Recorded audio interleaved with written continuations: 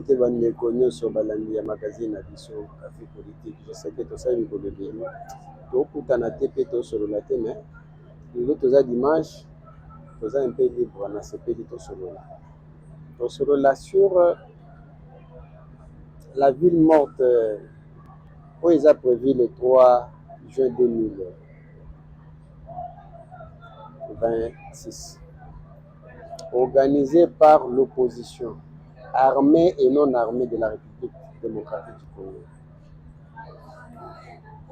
Avant de faire l'émission Nabiso, ou bien Tokota Nakatia numéro, j'aimerais dire que Batu Ebele, où il va organiser ville morte, en commençant par les leaders. Bazan non a l'Iloba mon côté, Bazan objectif mon côté. Ils ne savent pas ce qu'ils cherchent. Vous avez vu la publication de ces messieurs, c'est qui Prince Pende. Asengi a publié qui na Facebook. Alobi mukolo ya misato mutu nyonso abatela mutuka na ye, mutu nyonso afanda na ndaku bana bakende classe te. Comme j'ai toujours dit que des gens qui prétendent être donneurs de leçons, il y a démocratie. Nous avons candé bango bazalaka ba dictateur. Vous organisez la ville morte, ce qui est une bonne chose. Ce qui fait partie de la beauté de la démocratie. Mais na kati ya ville morte na bino, bozo menacer batu ba bimaki. Or que c'était un test. Oya kolakisa batu ke batu ba sepeli na bino, ba obéir na mot d'ordre na bino, comme vous avez toujours parlé que vous agissez au nom du peuple. Bien que vous violez la Constitution dans son article 5 qui dit que peuple ou bien le peuple s'exprime par la voie référendaire ou bien à travers ses élus. Mais yo ba vota yote aux amis députés nationaux, mais aux autres prétendre que l'obana kombo peuple, mais aux autres décisions qui est organisée ville morte, ce qui est une bonne chose. Mais comment beaucoup comme menacer batu ke ba bimati, alors que batu il faut ba obéir na mot d'ordre na bino ba bimate ba misusu ko ba kobima, c'est que ba obéir na mot d'ordre na bino. On a côté principal. Ce qui est na ba réseaux sociaux, il y a ba militants na bango. Balobi toujours banda ko boma baluba. Donc la ville morte, c'est pour tuer les Kassaïens. Tout n'y peut, mais ces Kassaïens qui sont avec eux, entre autres Délice Sanga na Jama Kabundi. Bo banda boma bango to bo boma ka ba Kassaïens oyo baza contre bino. Une chose. De l'autre côté, il y a un monsieur, Tomonika Abimi, je ne sais même pas son nom, qui est secrétaire général adjoint, il a parti à Jean-Marc Kabundi. À Lobby, Moutounyo son mokolo le 3, abatté la Moutouka na ye na ndako, abatté la santé na ye. Mercredi le 3, biso nyonso tofanda na bandako. Osana mutuka na yo ebimate batela mwa mutuka na yo parce que mituka ngo ebele 80% mituka ya Kinshasa bo tochala petit biso mo tosi to répète moteur mususu ezaka epave ya FJ moteur ya Master moteur mususu moteur ya Jaguar mais aussi totali kit dans mususu za dans de grise. Donc comment on composer d'abord na biso moko alors mutuka ya bongo mercredi batela yango après seulement ko batela mutuka batela pe santé na yo bon soki to kutani no na nzela to comprendre que osaka ya lepré osaka ya lepré to ko corriger yo parce que il y a des fois les ventres affamés n'a point d'oreille mais lorsqu'on chicote un peu les oreilles se ressaisissent. Assez viva. Dans le peuple, vous observez journée wana communication moko ekosalema mpona kopesa bino programme oyo ekosalema na veille.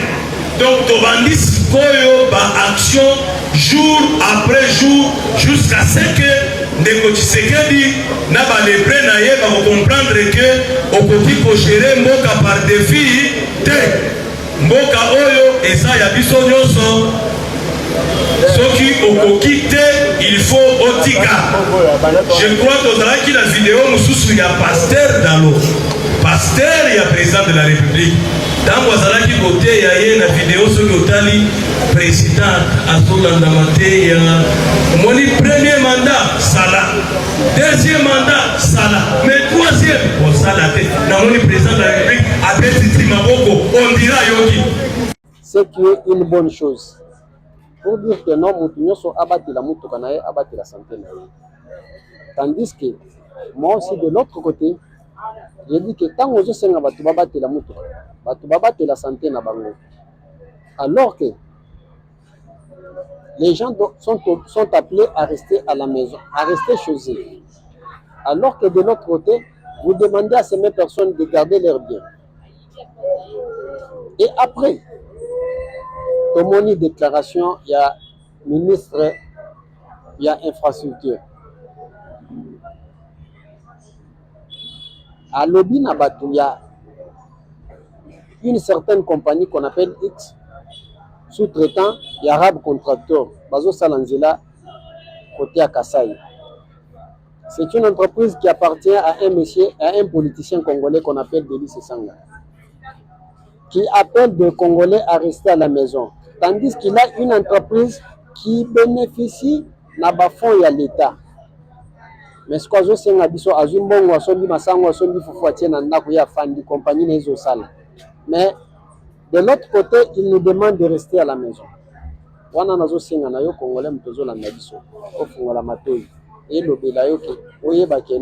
Qu'est-ce qui se passe? Qu'est-ce qui se passe? En attendant, Nakoloba que on comprendre que tous à niveau nul dans ce que nous faisons. Alors, si pour ces gens-là qui disent qu'il faut rester à la maison, alors qu'il n'y a pas un soubassement, alors qu'ils n'ont pas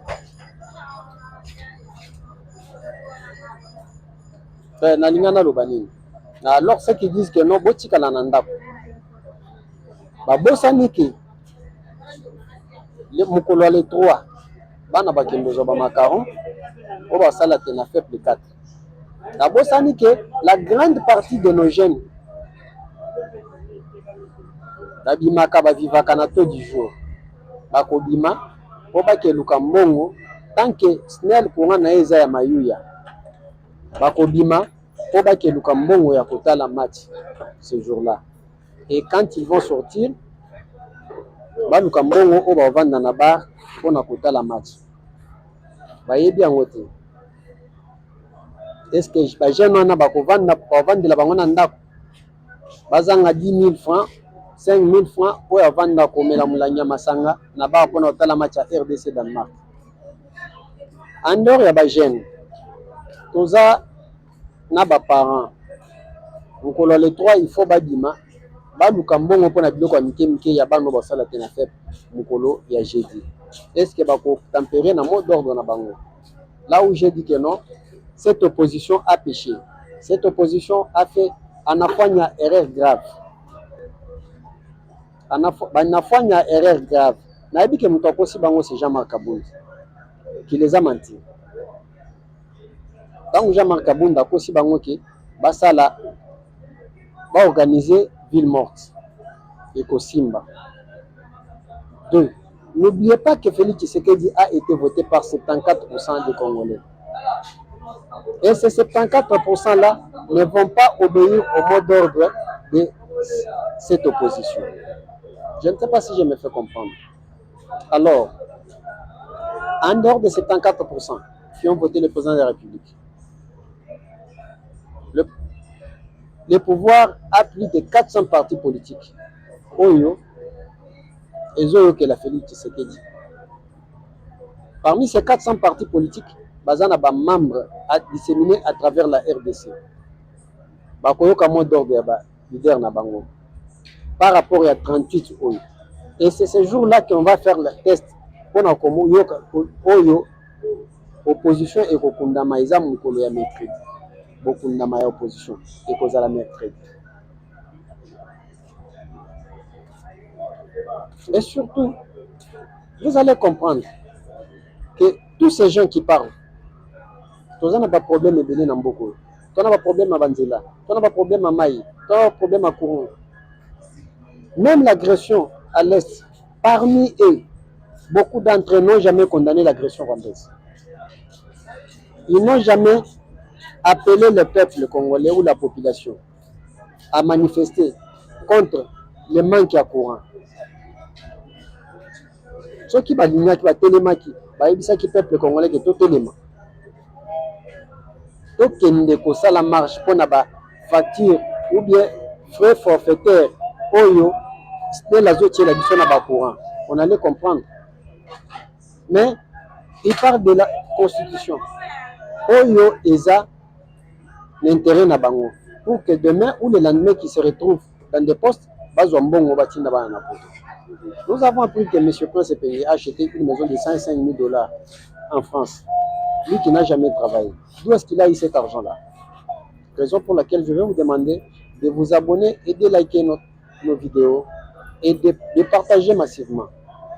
On va se retrouver demain dans un autre numéro. Merci beaucoup.